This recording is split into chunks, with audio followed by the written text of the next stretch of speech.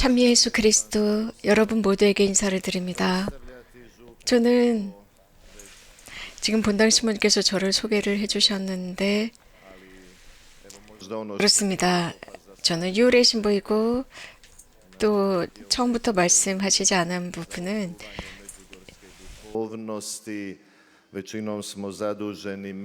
메주거리에 마리아의 신심을 잘 보존시키기 위해서 여기에 살고 있는 저희 프란치스코의 사제들은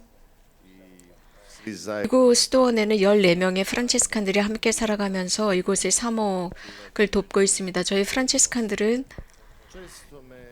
이 마리아 신심을 잘 보존하려고 노력하고 있습니다. 많은 순례자들이 자주 저에게 묻습니다. 메주거리에서 어떻게 사제로 살 수 있어요? 라고 묻습니다. 저는 이 질문에 대해서 많은 숙고를 해보았습니다. 메주거리에서 사제로 산다는 것은 은총입니다. 여러 가지 이유가 있겠죠. 많은 순례자들, 다양한 지역에서 오신 분들을 만납니다. 그분들이 이곳에 오는 목적은 하나입니다. 기쁨과 평화를 찾고 기도를 배우고 싶어서 옵니다. 한편으로 메주거리에서 사제로 산다는 것은 대단히 큰 아주 과중한 책임을 짓는 것입니다. 왜냐하면 이곳에 오는 사람들은 훨씬 더 소중한 무엇인가를 우리에게 줍니다. 곧 영혼입니다. 그 영혼을 우리가 받는 것이기 때문에 이건 메주거리에서 사제로 살면서 기도하지 않으면 사제로 살기가 어렵습니다. 당연히 우리 프란치스칸들 나약합니다. 15개, 16개 공동체를 또 저희가 관리를 해야 합니다. 순례자 공동체이기도 합니다. 여러분들이 이미 보셨겠지만 이 메주거리에 상주하는 이런 공동체들이 15개, 16개입니다. 메주거리의 성모 신심은 단순합니다. 이 단순성이 바로 기쁨의 신심이라고 할 수 있습니다. 또 즐거움입니다.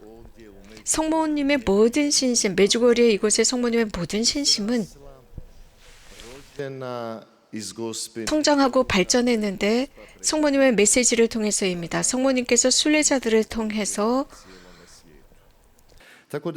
곧 발현증인을 통해서 순례자들을 온 세상을 향해서 주신 메시지입니다. 그래서 순례자들이 이런 성모님의 메시지를 과연 어떻게 살아야 할까 고민하면서 찾아옵니다. 또 어떻게 우리들의 일상 속에서 이 메시지가 스며들게 할 수 있을까입니다. 저는 이러한 교리교육, 이 가르침을 하기 위해서 작년에 있었던 교황청 교리부에서 나온 교령입니다. 작년 9월 19일 니힐 옵스타트라는 교령에 관해서 말씀드리고자 합니다. 메주거리에 관해서는 반대할 아무런 여지가 없다라고 했습니다. 그래서 교리부 장관 추기경님께서는 이건 메주거리에 관해서 아주 시스템하게 성모님의 모든 메시지를 분석했다고 했습니다. 그래서 오늘 저는 여러분들에게 이 바티칸 교리부에서 한 모든 것들을 다 설명드릴 수는 없지만 지금 우리 청년들에게 유용한 몇 가지 요소를 말씀드리고 싶습니다. 물론 장년들에게도 필요한 거죠. 가장 먼저 분석하고 싶은 것은 성모님의 메시지입니다. 우리가 이 메시지를 분석하기 전에 성모님의 메시지가 무엇인지를 알아야 합니다. 성모님께서 이 메시지를 어떤 식으로 주는지 우리가 알게 되면 이것을 잘 이해하고 실천하기가 쉽습니다. 성모님은 우리를 위해서 전구하시는 분이죠. 하지만 성모님에게 있어서 가장 아름다운 칭호는 엄마라는 겁니다. 어머니예요. 그래서 성모님의 메시지는 아주 단순합니다. 집안에 있는 엄마가 아이들에게 하는 말과 같습니다. 엄마의 말이 어떤가요? 어려운가요? 박식한 자식들만 알아들어야 하나요? 아닙니다. 철학적이거나 혹은 추상적인 말, 그래서 집안에 있는 꼬마들이 알아듣지 못하는 그런 말을 하지 않아요. 아주 단순하게 요약하고 명료하게 사랑을 담은 말을 하십니다. 그래서 메시지가 단순합니다. 성모님의 아주 풍성한 엄마다운 사랑이 가득 담겨 있는 게 메시지예요. 여러분들 다 기억하실 겁니다. 성모님께서 말씀하실 때 예를 들어서 여러분들 집안에서 엄마들이 뭐라고 해요? 조심해라, 공부 열심히 해라, 차 조심해라, 친구들도 잘 골라서 사귀어라, 미사에 참여해라 등등. 집안의 엄마들은 똑같은 말을 반복해요. 그런데 우리는 왜냐하면 엄마가 치매가 걸려서 자꾸 잊어버려서 반복하나? 그게 아닙니다. 혹은 엄마가 너무나 따분한 사람이라서 자꾸 잔소리를 하나? 그게 아닙니다. 엄마들은 잘 알고 있지만 반복할 수밖에 없어요. 성모님도 마찬가지입니다. 말씀하셨는데 우리가 변하지 않으니까 계속 반복해서 말씀하십니다. 또 성모님은요, 이 메시지의 서두에 너무나도 의미심장한 말씀으로 시작하십니다. 이 말씀을 통해서 이 메시지의 모든 의미를 알게 됩니다. 메시지는 이렇게 시작하죠. 사랑하는 얘들아 라고 시작합니다. 성모님은 정말 우리 집안에 있는 엄마와 같아요. 그래서 얘들아 라고 부르십니다. 그래서 우리는 성모님의 말씀을 들을 때 아이가 되어야 합니다. 말 그대로의 아이가 되는 것이 아니라 어린 아이 같은 순수한 마음이 되어야 해요. 예수님께서는 자주 복음에서 이런 말씀을 하셨죠. 어린아이가 되지 않으면 이라고 했습니다. 어린아이를 또 모범으로 세우시기도 했습니다. 그래서 제자들을 가르치기 위해서 어린아이처럼 이라는 표현을 사용하십니다. 그렇지 않으면 하늘에 들어갈 수 없다. 하늘나라에 갈 수 없다. 누구든지 이 어린아이를 받아들이는 사람은 나를 받아들이는 것이다 라는 말씀도 하셨습니다. 그래서 우리는 이 자리에서 남녀노소 가리지 않고 우리는 성모님 앞에서 아이가 되는 거예요. 그래서 우리 남녀노소는 우리들의 그리스도인 삶을 더 잘 만들기 위해서 세 가지 요소를 깨달아야 합니다. 첫 번째, 여러분들이 아이들을 보게 되면 그 아이들 속에서 무엇을 보십니까? 혼자 살 수 없어요. 어린아기는 항상 부모에 의해서 좌우됩니다. 혼자 사는 노인들도 만약에 혼자 사는 노인이나 아이들이 있다면 즉시 길을 잃게 돼요. 자, 우리 어른들은 자주 혼자 있기를 원합니다. 아무도 필요 없다고 생각해요. 나 혼자 살 수 있어 라고 생각합니다. 그래서 심지어는 하느님도 필요 없다고 생각하지만 예수님은 말씀하셨습니다. 내가 없다면 너희는 아무것도 할 수 없다. 성모님은 이 첫 번째 말씀, 사랑하는 얘들아 라는 이 말씀은 바로 어린 아이처럼 너는 엄마에게 달려있다. 남녀노소 가리지 않고 너희 모두는 아기들이다. 너희 모두는 나에게 달려있다. 나와 내 아들이 없다면 너희들은 살아갈 수 없어 라는 말씀입니다. 한 가지. 두 번째로는 우리가 아이들을 볼 때 그 아이들의 그 순진성을 봅니다. 정직하죠. 아이들은 거짓말을 하지 않아요. 그 아이들은 그런 척하지 않습니다. 누구인 척하지 않아요. 만약에 아이들이 그런다면 우리는 금방 알아보잖아요. 그런데 우리 어른들은 자주 전문적으로 그런 척합니다. 그래서 가면을 쓰고 누구인 척, 아닌 척, 거짓말이 아닌 척, 내 안에 무슨 일이 일어나지 않는 척합니다. 전문가들이죠. 혹은 사람들이 나에 관해서 비판하고 판단할까봐 내 진짜 모습을 그들이 알아낼까봐 우리는 그런 척, 아닌 척 가면을 씁니다. 그래서 기도할 때도 가면을 쓰고 해요. 성모님 앞에서, 하느님 앞에서 내가 이렇고 저렇고 그런 척 으스대면서 내가 훌륭한 척 혹은 이런 척 저런 척을 합니다. 그러나 진짜 어린아이들은 그렇게 못합니다. 너무나 순진해요. 천진난만합니다. 그래서 거짓 없이 위선 없이 살아야 합니다. 어린아이들 같은 영적인 천진난만성입니다. 세 번째로 더 중요한 것일 수 있는데 이 세 번째 요소는 아이들에게 배려올 수 있는 것이 용서입니다. 이 어린 아이들은요 너무 쉽게 사람들을 용서하잖아요. 그 아이들은요 마음에 담지 않아요.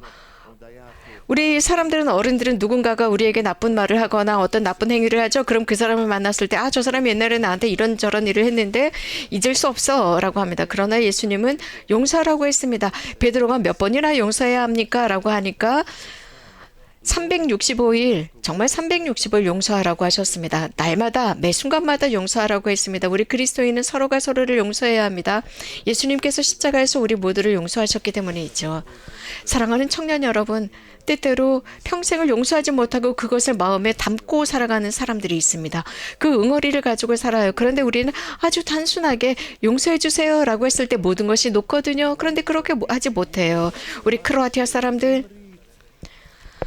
어쩌면 그런 말이 있습니다. 내가 용서하는 것보다 죽는 게 더 나아라는 말이 있습니다. 그래요. 이거 실제로 이런 자신의 모습을 그대로 드러내고 있습니다. 그러나 성모님께서는 어린아이처럼 천진난만하게 용서해라. 우리도 그렇게 용서해야 합니다. 자, 제가 이렇게 인트로덕션을 했는데요. 정말 우리는 성모님께 달려 있습니다. 엄마에게 달려 있습니다. 우리는 성모님의 작은 아이들이에요. 그래서 우리들의 관계, 우리 성모님과의 관계에서도 그렇습니다. 우리가 서로가 서로를 용서해 주었을 때 성부님의 메시지가 드디어 우리 안에 들어오게 됩니다.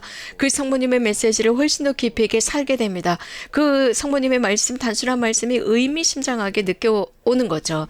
저는 오늘 이 교리교육 강의를 하면서 준비하면서 두 가지 주제를 준비했습니다. 곧 성부님의 메시지를 통해서 우리들 안에 스며들어오는 두 개의 황금줄이라고 할 수 있는데요. 하지만 매우 단순합니다. 성부님께서 우리들에게 하시는 말씀, 충고하는 말씀은 평화입니다. 이곳 메주거리에서 우리는 성부님을 평화의 모후로 공경하고 있습니다. 성부님의 첫 번째 메시지들 중에 하나가 제가 제자로 기억하는지 모르지만 발현 3일째 되는 날 평화만이 라는 말씀을 하셨는데 이 말씀을 그 이후로 자주 하셨습니다. 사랑하는 얘들아, 너희들이 평화를 위한 결심을 하도록 초대한다. 성모님은 이렇게 말씀하세요. 하느님 없이 너희는 평화를 얻을 수 없다. 마음의 평화, 너희들 사이에 평화다라고 하셨습니다. 성모님께서 평화에 관해서 말씀하실 때 당연합니다. 그것은 세상의 평화도 배제되지 않은 거죠. 또 평화를 위한 싸움입니다. 전투입니다. 그런데 성모님은 또 다른 평화에 관해서 말씀하세요. 인간 마음의 평화입니다. 그런 스토리가 있어요. 프랑스에서 있었던 일인데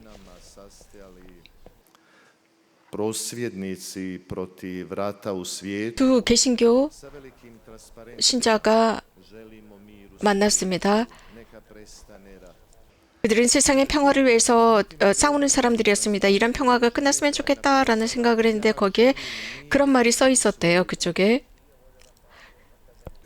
나는 우리 집에 평화를 원한다라고 썼습니다. 그러니까 이 두 사람이 좀 멀리 떨어지세요. 지금은 전쟁 중입니다. 우리는 평화를 위해서 싸워야 합니다. 그러니까 이분은 우리 집에 평화가 없는데 내가 어떻게 세상의 평화를 위해서 싸울 수 있겠습니까? 라고 했대요. 이것은 정말 굉장히 의미심장한 사실입니다.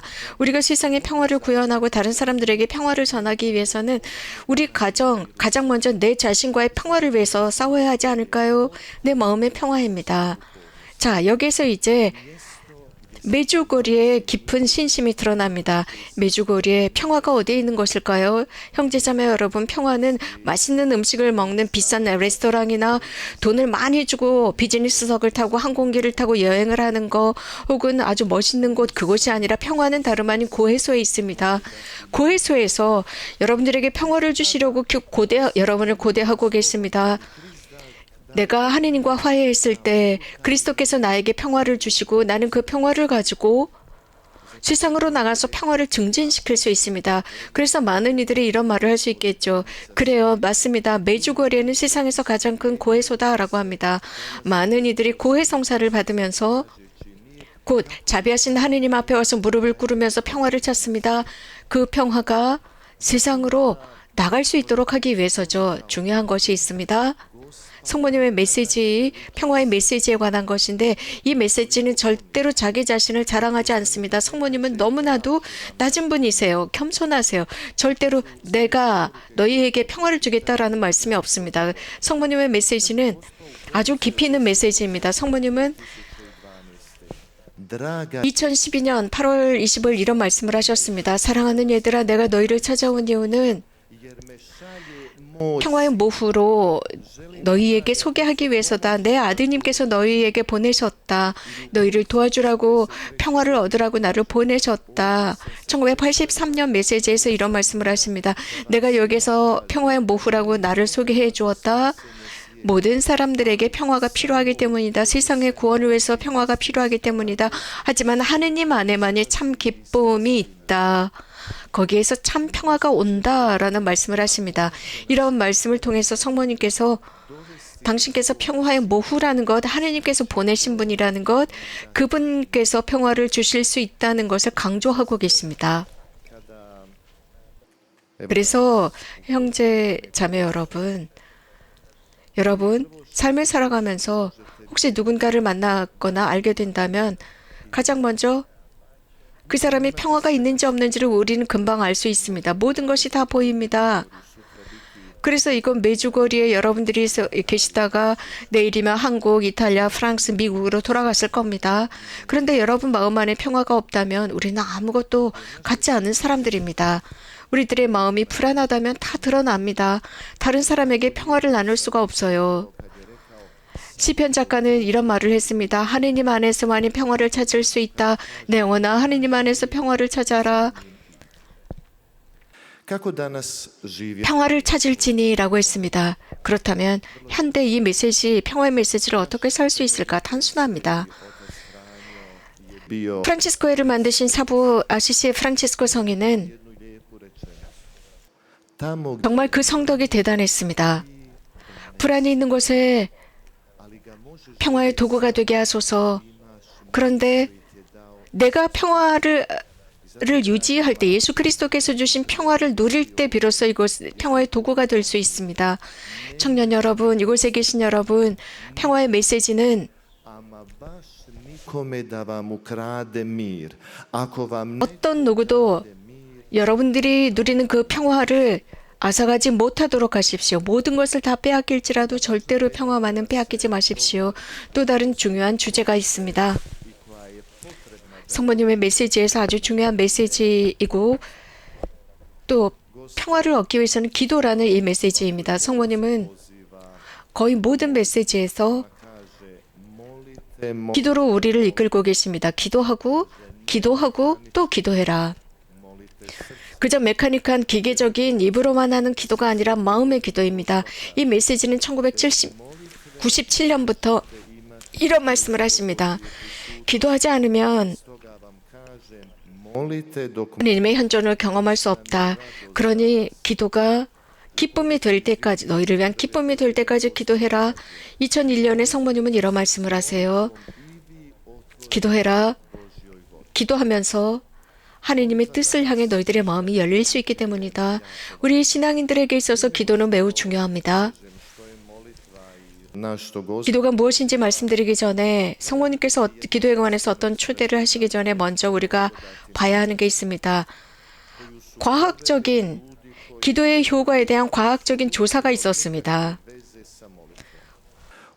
과학자들이 이 기도와 전혀 상관없는 사람들이잖아요. 산페테르부르크에서 유럽의 뇌신경학자들이 연구를 했답니다. 발레리 교수와 함께 모여서 연구를 했대요. 어떤 연구를 했을까? 그들은 측정을 하기 시작하는데 사람이 기도할 때 뇌의 활동, 그리고 깊은 점심, 곧 묵상에 들어갔을 때, 혹은 아무것도 하지 않은 멍 때리는 순간, 혹은 사람이 활동할 때의 순간, 혹은 잠잘 때의 순간, 이런 렘의 순간 등등을 뇌의 뇌파를 통해서 측정하기 시작합니다. 그 결과는 다음과 같습니다. 사람이 깨어있을 때 뇌의 활동, 깨어있으면서 멍 때리고 있을 때는 8에서 13Hz의 전파가 나온답니다. 그런데 활동할 때 뇌의 전파는 14에서 30Hz, 잘 때는 7에서 7Hz, 그리고 깊은 잠을 잘 때는 3Hz라고 합니다. 그런데 신앙인이 깊은 기도 중에 있을 때, 즉 그 뇌파를 검사하게 되죠. 깊은 묵상 기도를 하고 있을 때 뇌파는 3Hz라고 합니다. 그가 깊은 잠을 자는 것과 같은 상태에 빠집니다. 그러면서 그 사람의 신체 기능, 정신 기능에 굉장히 좋은 효과를 낸다고 되어 있습니다. 여러분들이 깊은 기도를 할 때 깊은 잠인 3Hz가 되는 거죠. 여러분들 이것은 인터넷에서 찾을 수가 있습니다. 여러분들이 친구들이 믿지 않는다면 인터넷을 찾아서라도 이런 과학적인 보고서를 보여주세요. 기도가 우리에게 어떤 일을 하는지, 우리들 신체에도 어떤 영향을 미치는지 분명히 보여주고 있습니다. 이러한 과학적인 조사들은 굉장히 많습니다. 하느님과의 대화는 그래서 결국은 우리에게는 쉼입니다. 저는 개인적으로 다음과 같은 것을 좋아합니다. 곧 기도는 영혼의 호흡이다. 내가 호흡하지 않으면 살 수 없어요. 죽죠. 이렇듯 기도하지 않으면 나는 살 수 없어요. 내 영혼이 죽어버리니까요. 당연합니다. 성모님께서 메시지에서 자꾸만 기도하라고 마음으로 기도하라고 한다면 마음아 숨을 쉬어라 라는 뜻입니다. 마음아 너는 숨을 쉬어야 산다 라는 뜻입니다. 단순합니다. 내 영혼에 숨을 쉬도록 해주어야 합니다. 그것이 숨을 쉬도록 해주는 게 누구죠? 내가 하는 기도입니다. 현대 많은 형태의 기도들이 있습니다. 모든 기도는 다 좋은 거예요. 당연해요. 공동 기도도 있고 우리가 알고 있는 염경 기도도 있고 예를 들어서 로사리 기도나 혹은 관상 기도 등등 다양한 기도의 형태들이 있습니다. 하지만 저는 여러분들에게 여러분들의 기도를 좀 더 향상시킬 수 있는 개별 기도를 향상시킬 수 있는 방법을 제시하고자 합니다. 성모님께서 하시는 말씀이에요. 우리가 혼자 있을 때 하는 기도입니다. 첫 번째, 기도할 수 있는 시간이 필요합니다. 우리는 인간으로서 시간 속에 살아가죠. 그래서 그 시간 속에서 모든 것이 결정됩니다. 예를 들어서 일하는 시간이 있고 혹은 누군가가 하루에 몇 시간 일을 하고 얼마의 월급을 받고 지금 유래 신부님께서는 여기에서 이렇게 강의를 하시는 시간, 그런데 다른 사람들은 지금 이 시간 아이들을 유치원에 보내는 시간, 누구는 직장에 가는 시간, 누구는 노는 시간, 공부하는 시간, 이런 식으로 우리는 시간 속에서 삽니다. 이렇듯 우리도 기도하는 시간을 정해야 합니다. 저는 프란체스칸들을 예를 들었지만 모든 수도자들은 아침에 일어나자마자 기도합니다. 바로 성당에 모여서 아침 기도를 드립니다. 이런 식으로 우리는 예를 들어서 6시 40분에 아침 기도를 시작해서 7시 15분까지 정말 날마다 저희들은 모여서 성물도 기도를 합니다. 이 기도가 몇 시에 시작해서 몇 시가 끝난다라는 이 시간 속에서 합니다. 우리는 또 여러 가지 많은 임무들이 있기 때문에 서로 다른 시간에 기도하기도 합니다. 우리들의 개인 기도를 향상시키기 위해서는 가장 먼저 하루 중에 시간을 정해야 합니다. 내가 언제 기도할 것이냐, 얼만큼 기도할 것이냐, 내가 정하는 것입니다. 예를 들어서 직장에서 몇 시부터 몇 시까지 일한다라는 것과 같습니다. 몇 시부터 몇 시까지 학교에서 수업한다라는 것과. 저는 아침에 기도하는 것을 좋아합니다. 왜냐하면 아침에 일어나자마자 기도로 시작하면 하루 전체가 기도 안에 포함되는 것이거든요. 두 번째로 중요한 것은 기도할 수 있는 장소입니다. 우리 프란체스칸들은 소성당에 가서 기도합니다. 우리는 기도할 때 부엌에 가서 기도하지 않아요. 기도를 위한 적절한 장소가 있습니다. 혹은 어떤 집이나 아파트에 사실 때 그다음에 어느 한 장소를 기도의 장소를 정하십시오. 여러분들 아파트 여러분들의 집에 들어가 보면 침실이 있고 공부방이 있고 거실 텔레비전을 보는 곳이 있고 음식을 만드는 주방이 있습니다. 그런데 여러분들 기도 장소는 만들어 놓았나요? 이제 여러분들 집으로 돌아가시면 여러분들 집안에서 여러분들의 아파트에서 꼭 기도하는 장소를 만드세요. 주방이 있듯이 화장실과 공부방과 침실이 있듯이 기도 장소를 만드십시오. 예수님께서는 항상 기도하시러 한적한 곳으로 가셨습니다. 성전으로 가시거나 한적한 곳으로 가셔서 기도하셨습니다. 세 번째로 중요한 것은 물론 그 기도하는 장소에 성모님 상과 십자가와 촛불도 있고 여러 가지 기도할 수 있는 도구와 함께 있는 그 장소를 만드십시오. 세 번째로 중요한 것은 기도는 단순해야 합니다. 현대 우리는 너무나도 복잡다단한 세상 속에 살고 있습니다. 엄청나게 많은 여러 가지 기도, 이 기도가 좋아, 저 기도가 대단한 힘이 있어, 이런 9.1 기도가 엄청 좋다고 하면서 지나치게 많은 기도들이 있잖아요. 그래요. 하지만 나에게 좋은 기도가 무엇인지를 내가 결정하는 겁니다. 하지만 저는 여러분들에게 권고하는 것이 단순한 기도입니다. 로사리오 기도입니다. 이 메주거리에서는 특별한 기도하지 않아요. 로사리오 기도, 미사, 치유의 기도, 성체조배, 십자가조배, 바전산에서의 로사리오 기도, 십자가산에서의 십자가의 길, 우리 모두가 교회 전통 안에서 해왔던 단순한 기도입니다. 하지만 로사리오 기도를 하면서 우리는 예수 그리스도의 삶을 묵상합니다. 로사리오 기도는 복음 기도입니다. 아주 작은 복음이에요. 그래서 저는 여러분들에게 이런 권고를 드리고 싶어요. 로사리오 기도가 여러분들의 기도의 한 부분이 되게 하십시오. 절대로 가정 안에서 로사리오 기도를 잊지 마십시오. 로사리오 기도가 여러분들이 삶 안에서 기도하지 않으면 그 집은 메마릅니다. 이 로사리오 기도는 집안에서 샘솟는 샘물과 같아요. 이렇게 단순한 기도를 하는 사람은 단순한 기쁨을 얻게 됩니다. 많은 문제들도 단순화할 수 있습니다. 예를 들어서 제가 시간 없다라고 한다면, 내가 사제로서 너무나 이 사목에 많은 시간을 할애해서 시간이 없어, 기도할 시간이 없어라고 한다면 어떻게 될까요? 그저 생각으로만 그냥 위아래 아주 단순한 기도를 한다면, 예수님과 친하지 않다면, 우리가 여러분들 내가 좋아하는 것을 위해서는 시간이 없다고 하면서도 시간을 내잖아요. 친구들과 함께 만나는 시간, 내가 좋아하는 것, 내 취미 생활 이런 것을 위해서는요.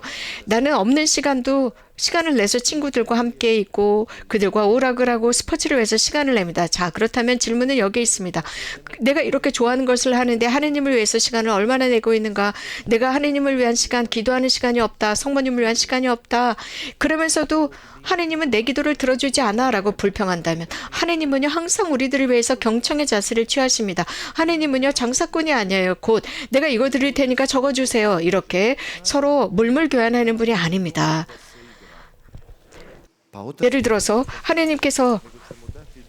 예를 들어서 어린아이가 놀이기구로 저 주방에 있는 저 식칼을 주세요 라고 한다면 아버지가 줄까요? 주지 않아요. 절대 주지 않아요. 집안에 있는 아버지, 어머니는 그 식칼을 주는 것이 아니라 그 아이에게 맞는 장난감을 줄 거예요.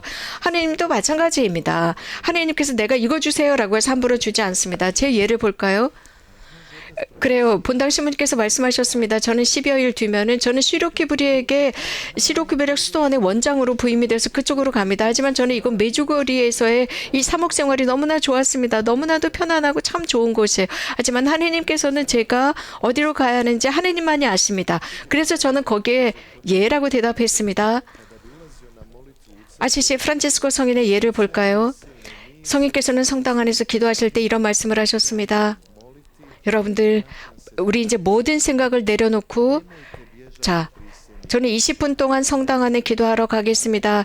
여러분들을 회의하게 만드는 모든 문제들을 일단 내려놓읍시다. 그리고 20분 정도 기도하러 갑시다. 라고 했습니다. 그리고 집중해서 기도했습니다. 성모님은 마음을 다해서 기도하라라고 하시잖아요. 마음은 모든 사람의 중심이기 때문입니다. 성모님은 어느 메시지에서 말씀하셨습니다. 너희들은 길을 잃었고 놀란 상태구나. 너희 마음을 보아라. 너희 마음에 예수 그리스도께서 계신다면 나는 완전한 사람입니다. 그러나 예수님이 내 마음 안에 들어오시지 못하고 평화가 없다면 기도가 자리할 장소가 없는 겁니다.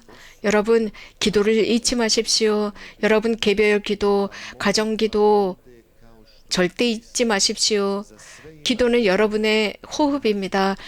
우리는 많은 시간이 있습니다. 24시간이나 받았습니다. 그러니 하느님과 함께하는 시간이 충분합니다.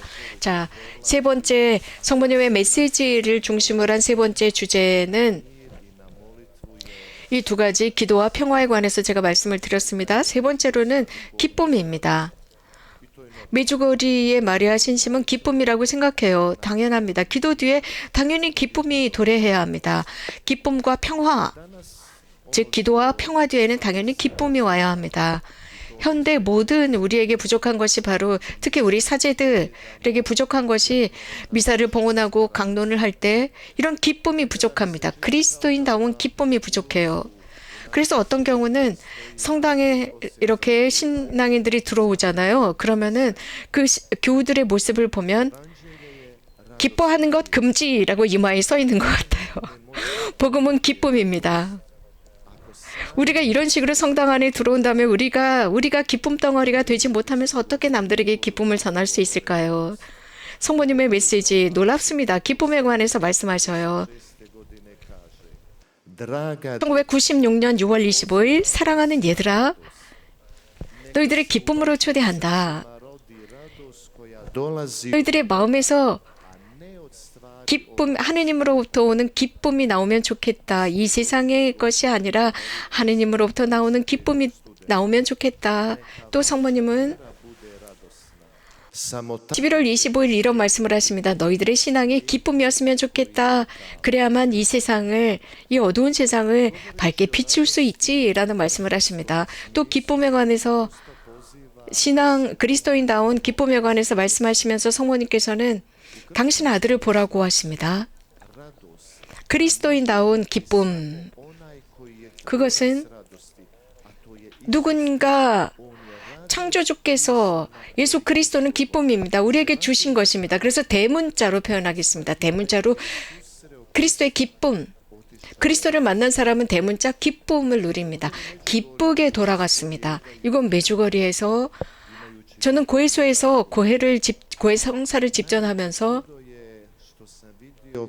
영적인 미팅을 하면서 정말 놀라운 기적은 고해소에 들어올 때는 큰 걱정과 염려와 짐을 가지고 들어왔지만 나갈 때는 행복하게 돌아갑니다. 이건 메주거리에서 여러분들은 기쁨을 만나야 합니다. 마음을 열어야 되겠죠. 사랑하는 청년 여러분, 모든 친구 여러분, 여러분들 쾌락이나 친구들과의 오락, 유쾌한 것, 그것이 기쁨의 모든 것이 아닙니다. 좋은 비싼 여행이 다 기쁨이 아니에요. 정말 오래가는 기쁨, 예수 그리스도를 벗삼아 사는 것이 진짜 기쁨입니다. 우리 절대 잊지 말아야 하는 게 있습니다. 베드로와 나머지 사도들과 함께 예수님께서는 부활하신 뒤에 그 베드로와 사도들 그들은 두려워서 체나클로라는 2층 방에서 문을 잠그고 있었습니다. 그때 예수님은 평화가 너희와 함께 라고 했을 때 그 부활의 빛이 그들을 활짝 비췄습니다. 그리고 그들은 정말 너무나 기뻐서 가슴이 터져나갈 것 같았습니다. 그리고 그들은 뛰쳐나가서 예수 그리스도는 살아계시다, 세상의 구원자다 라고 소리쳤습니다. 현대를 사는 우리 청년들, 우리 어떻게 이러한 기쁨을 표현할 수 있을까요? 성모님의 말씀대로 하면 됩니다. 성모님은 엘리사벳을 찾아갑니다. 기쁜 소식을 전했습니다. 우리가 살고 있는 이곳, 여러분들은 100% 알고 계십니다. 사람들에게 기쁨을 전해야 한다라는 것. 고통당하는 사람들, 많은 문제를 가지고 있는 사람들에게 바로 거기에 그리스도인다운 기쁨을 전하십시오. 며칠 뒤면 여러분 다 집으로 돌아갔을 겁니다. 여러분들의 나라로 가실 거예요. 그래서 여러분 안에서 그러한 기쁨, 여러분들의 기쁨과 평화 속에 머물렀었다는 것을 드러내야 합니다. 그래서 누군가 여러분을 만나면 와우, 너 굉장히 기뻐 보이는구나. 너 굉장히 기쁜데? 라고 하면 나는 그리스도를 만났어 라고 할 줄 알아야 합니다. 그래서 초대 그리스도교 신자들을 보고 이방인들은 저 사람들을 보아라. 어쩌면 저렇게 사랑하는지라고 했습니다. 자, 이렇게 결론으로 말씀드리고 싶습니다. 아시시의 프란치스코 성인께서는 기쁨의 도구가 되라고 했습니다. 사랑하는 청년 여러분, 어떤 누구도 여러분들의 기쁨을, 그리스도인다운 기쁨을 빼앗아가지 못하도록 잘 지키십시오. 저는 사실 제 본성 자체가 굉장히 유쾌한 남자입니다. 저는 항상 웃고 다녀요. 어떤 분들은 저에게 제대에서도 웃는다고 말합니다. 저는 굉장히 모든 게 유쾌해요. 이렇게 기뻐하는 거 금지된 거 아니잖아요. 여러분 모두도 정말 행복해지길 바래요. 왜냐하면 살아있는 그리스도를 만났기 때문입니다. 절대로 그리스도인다운 기쁨 잊지 마십시오. 마지막으로 한 가지 말씀드리겠습니다. 무엇보다도 더 중요합니다. 성모님께서는 메시지에서 성체 성자에 관해서 말씀하십니다. 성체, 메주고리의 마리아 신심의 핵심은 미사입니다.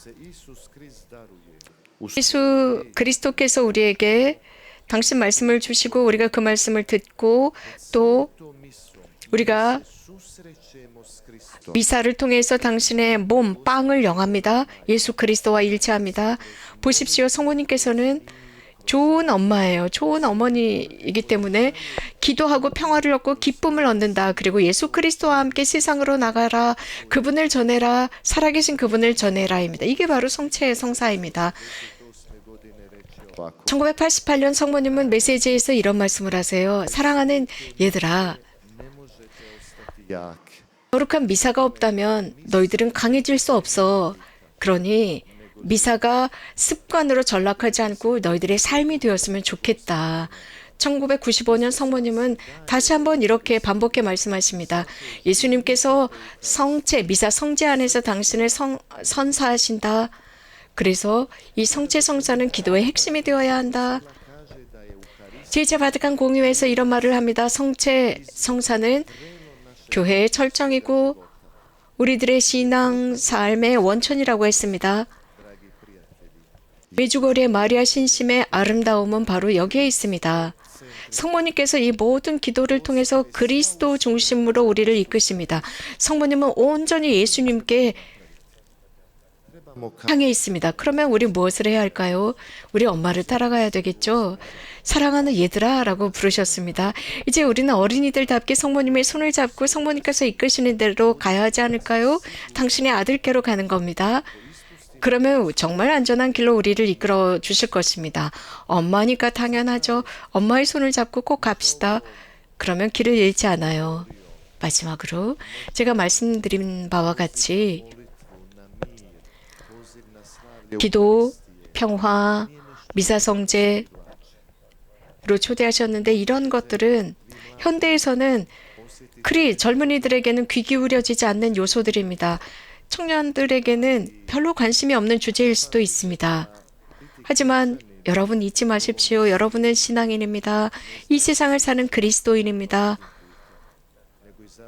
그렇다고 해서 넓디 넓은 편안한 길을 가는 것이 아니라 좁은 길을 가야 합니다. 그 좁은 길이 바로 우리를 예수 그리스도께로 영원한 삶으로 인도합니다. 우리 모두를 위한 메시지. 바로 하나님은 우리를 사랑하셔요. 성모님은 우리를 이끌어 주시고요. 그래서 우리 각자는 미래가 있습니다. 평화, 기도, 기쁨, 세 가지입니다. 성체성사. 이 네 가지 기둥, 우리 영성 생활의 네 가지 기둥을 가지고 돌아가십시오. 복되신 동정 마리아께서 가르치는 겁니다. 이제 우리 차례입니다. 우리가 이런 성모님의 말씀으로 용기를 얻어서 앞으로 나가고 이 세상을 증진시키도록 합시다. 여러분 두려워하지 마십시오. 절대 두려워하지 마십시오. 저도 여러분과 함께 있겠습니다. 고맙습니다.